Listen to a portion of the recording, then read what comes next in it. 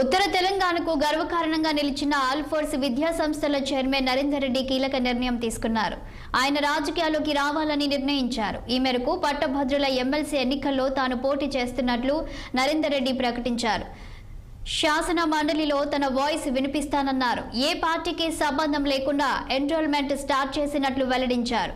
జగిత్యాల జిల్లా కేంద్రంలోని ఓ ఫంక్షన్ హాల్లో మీడియా సమావేశం నిర్వహించారు. అందరికీ ఉపయోగపడే కార్యక్రమాలు చేపడుతూ రాజకీయవేత్తగా రావాలని అనుకుంటున్నానని పేర్కొన్నారు. రాజకీయంలోకి వచ్చినా కూడా భవిష్యత్తులో విద్యా వ్యవస్థను వదిలేది లేదని స్పష్టం చేశారు. ఆల్ఫోర్స్ విద్యా సంస్థల చైర్మన్ నరేందర్ రెడ్డి. స్టార్ట్ అయ్యే రకంగా ముందుకు వెళ్తుంది. ఇక్కడ మనం అందరికి కూడా గమనించాల్సింది, ఈ నరేందర్ రెడ్డి జగిత్యాల ముందు బిడ్డలు, మా గ్రామంలో మనం ఉన్నాం.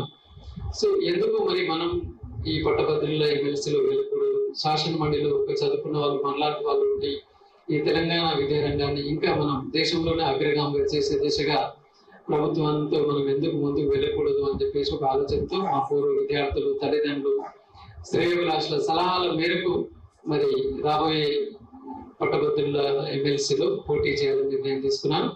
దానికి ముందుగా జీవన్ రెడ్డి గారి సలహాలు కూడా తీసుకున్నాము. ఎందుకంటే మరి వారు మళ్ళీ లైన్ లో ఉంటారు. ఎందుకంటే గురువు లాంటి వాళ్ళు, పెద్దవాళ్ళు, మాకు మంచి సంబంధాలు ఉన్న వాళ్ళు.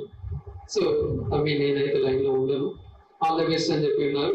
సో దాన్ని ఆసరిగా తీసుకొని మరి ముందుకు వెళ్ళడం జరిగింది.